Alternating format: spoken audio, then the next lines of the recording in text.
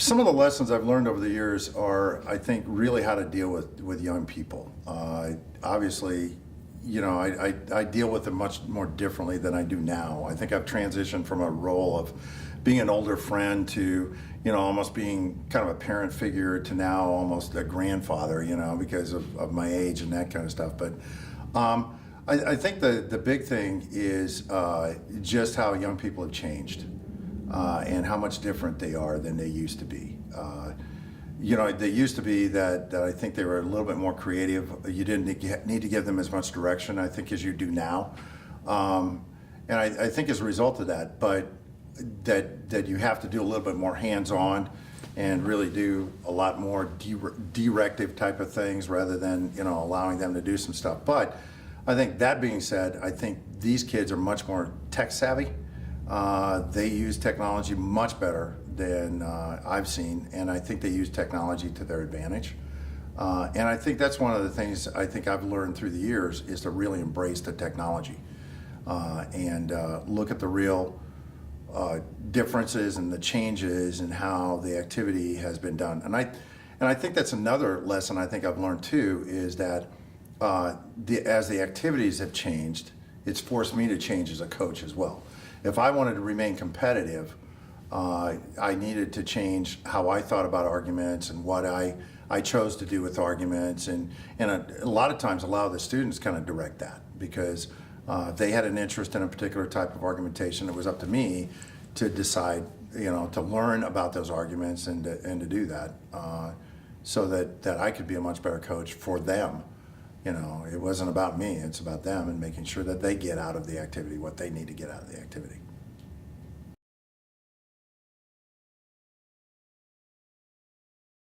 I think the whole thing is to jump in.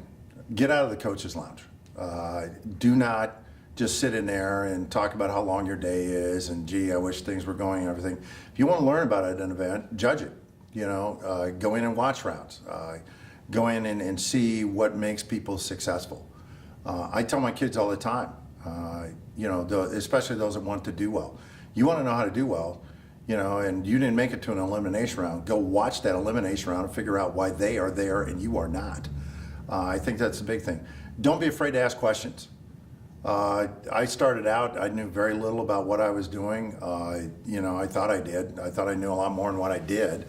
But I think the big thing is to ask questions. And, sometimes I know I roll my eyes and look at coaches and go, are you kidding me? When they ask me questions. And then I think to myself, no, the question's a good one and they don't know. And I need to demonstrate the patience to them to help them, as I was mentored as a young coach, I have I think an obligation to do the same to some of these others. But I think that's the other thing I would ask them. Don't be afraid. There's no, we tell our kids this all the time, but there's no such thing as a stupid question.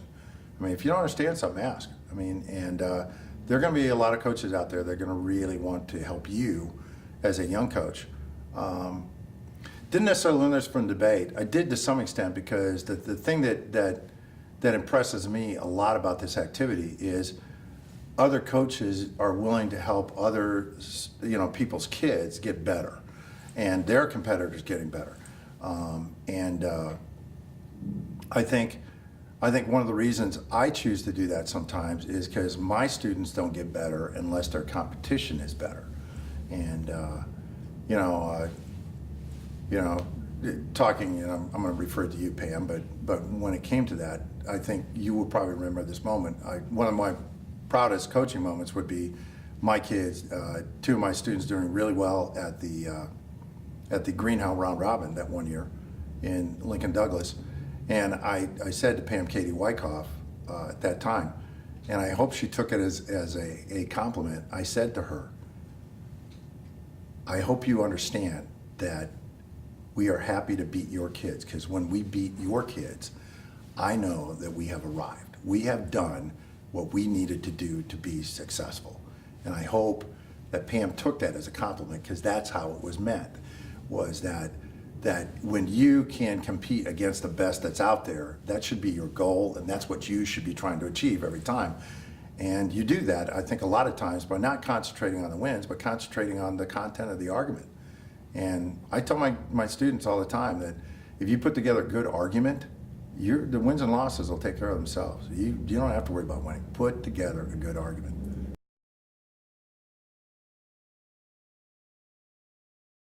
When I coach students in Lincoln Douglas debate, the first question I ask them when we begin to talk about case construction, I always ask them, what is the most important speech in the debate? And most times the student will say, well, the first one. And they're absolutely wrong, all right? I got this idea from reading Vincent Bugliosi's book on the O.J. Simpson case. And I was reading the book, and he began to talk about why the prosecution did not do as well as they did. And one of the things he talks about the closing arguments that were made by the prosecution, and he said that they were not very well written.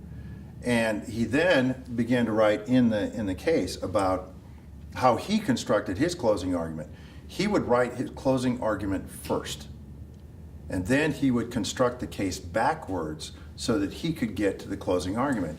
And, you know, I got thinking to myself, well, yeah, you've been doing it wrong for years, dummy, and a nice thinking. You know, it's like, and so one of the coaching tips that I give my students is, don't think about the first speech. The speech you want to write and what you want to think about first is the last argument you want to be making. Because if that's what you want to be saying last, then you have to construct every other speech in the debate so you can get to that point. And I think that's made a tremendous amount of difference in the way that my students look at debate and how they choose to do things and everything else. And I think even I don't think that's even true. I don't think it's true in just Lincoln Douglas debate. I think it works in the other forms of debate as well. I mean, because when I would coach my kids in policy debate, it was pretty much like, okay, what do we want to be going for in the 2AR? You know, what advantages do we want to go? What do we want to be talking about? When you're on the negative, what do you want to be, you know, what are the strategies you want to be going for in the 2NR? So what do you have to put in those first couple speeches to be able to get to that point and give yourself those choices and do those kinds of things? So I think if you think more about the end of the debate instead of the beginning of the debate, I think you're in much better shape because it allows you then to be much more flexible and get to where you need to go. So.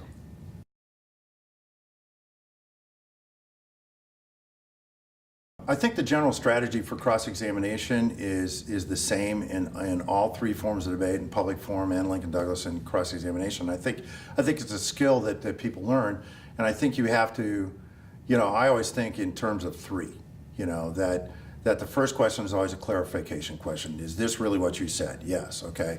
And then the next question is an if-then question. Well, if that's true, isn't this also true? And that question then leads you into the third question, which I call the trap question, which is then, if that is the case, well, then wouldn't this be true?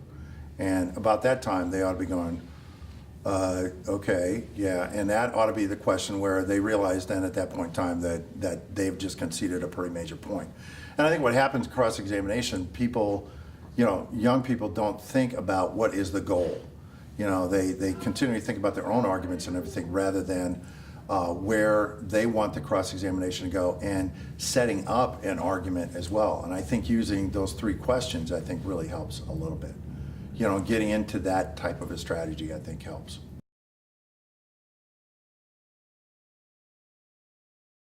I think some of the tips that I would have for coaching debate, and I think I learned this from my friend Aaron Timmons, is that an argument is an argument. Just because it's in a different format doesn't mean that you should necessarily look at an argument it's a public forum argument, or it's a Lincoln Douglas argument, or it's a policy debate argument. It's an argument, you know, and what are the strengths and weaknesses of that particular argument, and how do those things come together? And I think that's an important tip to know, is that there really aren't, you know, there are a lot of different types of things and different knowledge bases that you can have. I remember sitting in a forum a few years ago talking about that, and people were saying, well, critiques in public forum would be really bad, and we have to outlaw critiques. And I thought, well, okay. So I played with them a little bit, and I said, so would it be legitimate to run an argument that talks about the government, if you take a governmental action, that action would lead to the government really trying to mask what they really do and actually try to maintain control even though you think that they've given up control? And they would say, oh yeah, that's a really good argument. And they said, well, that's Michel Foucault, and it's like, well, that's a critique. So welcome to that world. So I think it's what we call it sometimes as opposed to something else. And I think the tip is you have to approach each argument. What is the question that's being asked in the resolution, and how you're going to address it, and how does the argument that you want to make fit within that question?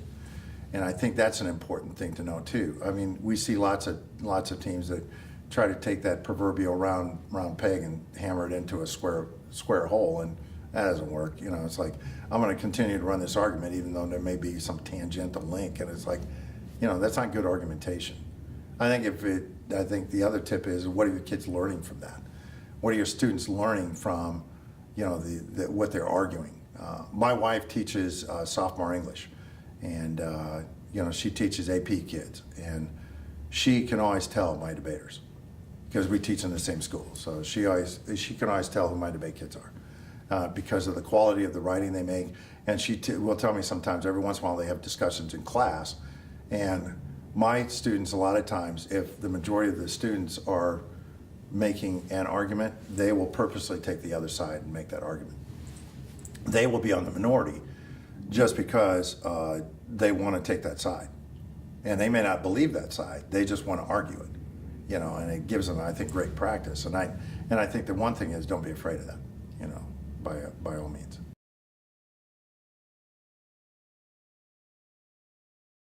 Coaching in Texas is different from Iowa, I think, because of the intensity of the competition. It's not like there's not good competition in Iowa, because there was.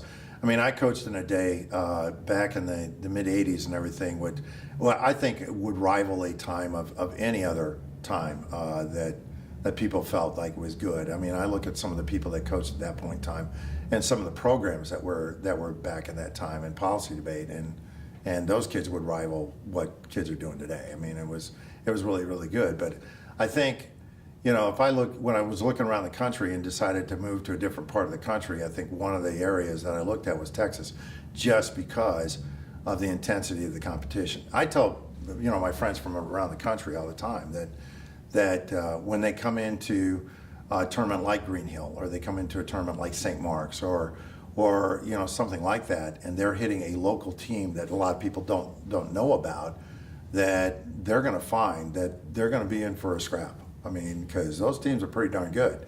The reason that people don't know about them is because they don't get to travel much. And that's one of the major differences is if I wanted to travel in the state of Iowa, it was like most weekends I would have to get in a car and travel at least 2 hours. I would have to get on a plane and fly somewhere.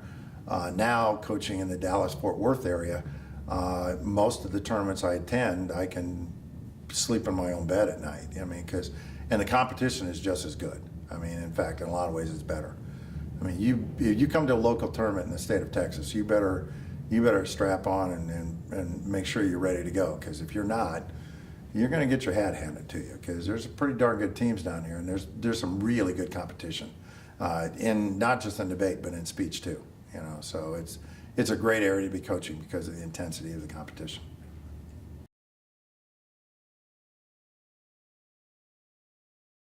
My proudest moment as a coach would be, I think there was one year when I was coaching at Roosevelt that we had set a goal. We had about 20 kids on our team, and we had set as a goal that every one of those kids would be successful.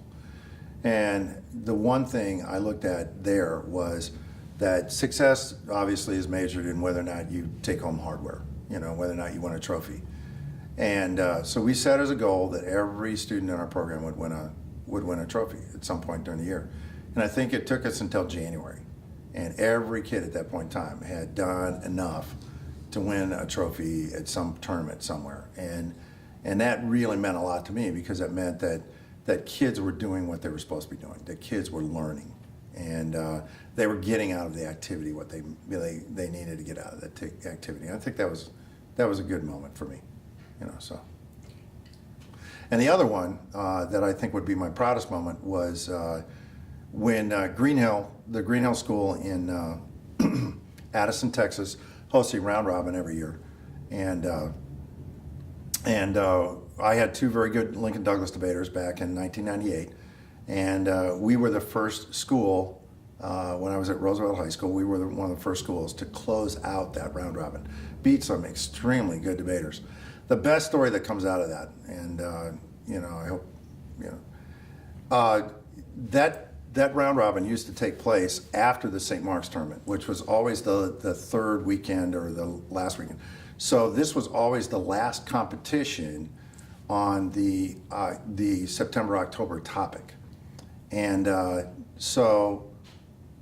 I'd always worked with the two guys that I had on their cases and everything, and so we're getting ready for rounds, and I said to them, "So what are we going to go for in the affirmative?" And they said, "Well, we're going to go for the second contention." Now I thought I knew what the second contention was, and so we came out of that. I think we dropped maybe 2 ballots the entire time that we were there, so it was really good, and we picked up our trophies and done all that and everything, and we're on our way back to the airport, and they are giggling like two schoolgirls. I mean, they are just giggling and everything, and I said, "Okay, spill the beans. I mean, what's going on, boys?" And they said, "Mr. Huston, there was no second contention." And I said, "So what was your second contention?" He said, "Well, we knew every argument these kids were making. So every round, our second contention was preemptions of the arguments that the person was making." so they front loaded the case so that they had already answered the negatives that these kids were going to make and the arguments they were going to make before that. I mean, they were brilliant when they did that stuff, and they would change cases during the course of the tournament. So I look at that and go, that's one of my prouder moments, because they just were so creative and just really good. And they're fun to work with. It was really a lot of fun.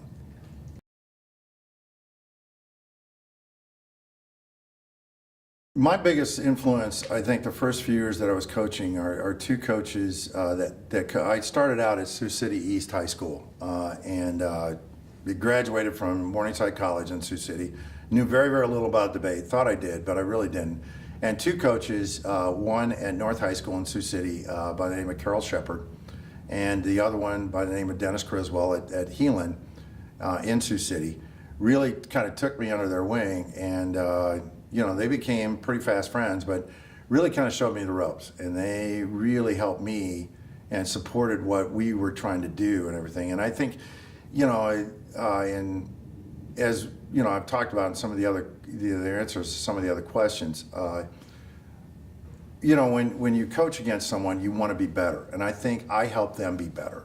And they certainly helped me be better. And I think it became a real friendly rivalry as we went along. But I think they were willing to show a young coach, how things were supposed to be done. And then I think of people like, we used to travel to South Dakota a lot. So Carl Swanson, Don Roberts, people like that. In Iowa, it was Fred Sternhagen, Bob and Judy Beisch, became really good friends later on. And those were people that I got to know, especially early on in my career, that really helped me out, made me a much better coach than I probably deserved to be at that point in time.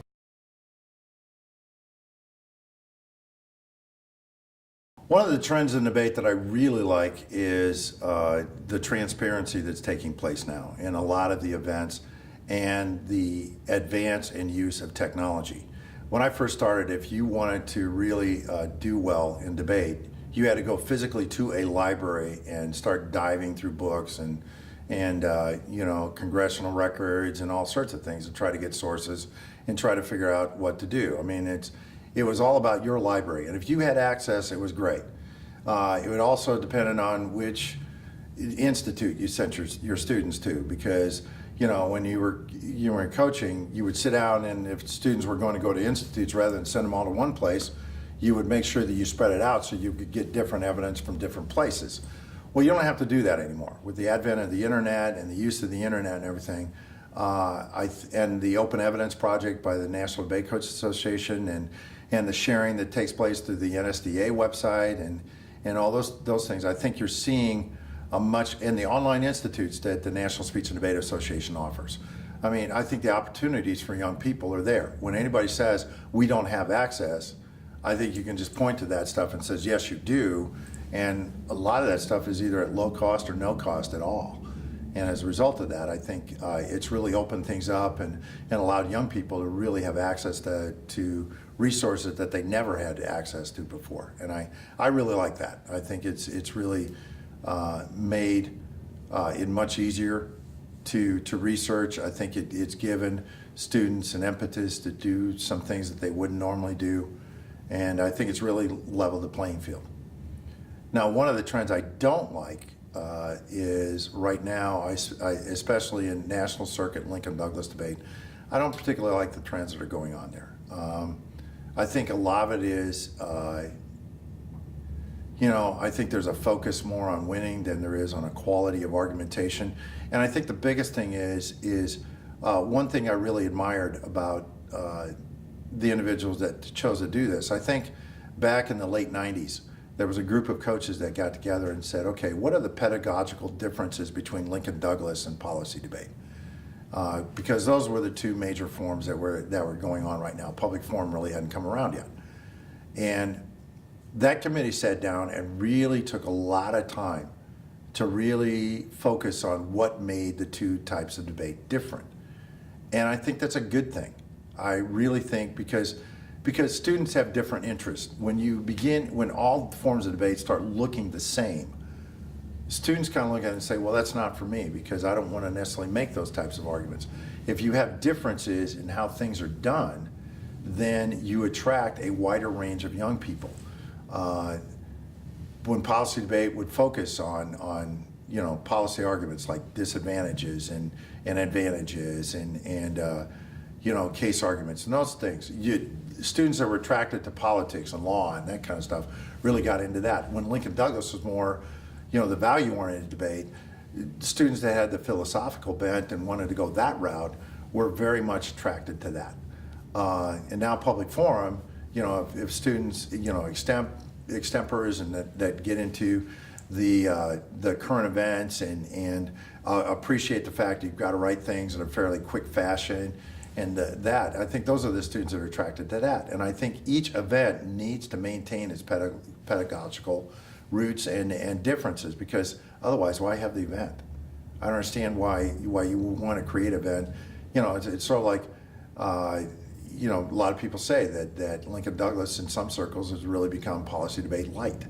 And it's just the difference, go find a partner and do policy debate if that's what you want to do. And I understand that, and I don't know the motivations there, but I would like to see the differences in the activity, so that you have a variety of argumentation. That doesn't mean that certain arguments couldn't be run in various forms of debate. It's just you want to have it as its core, those arguments to make sure we stay there. So that's the trends that I don't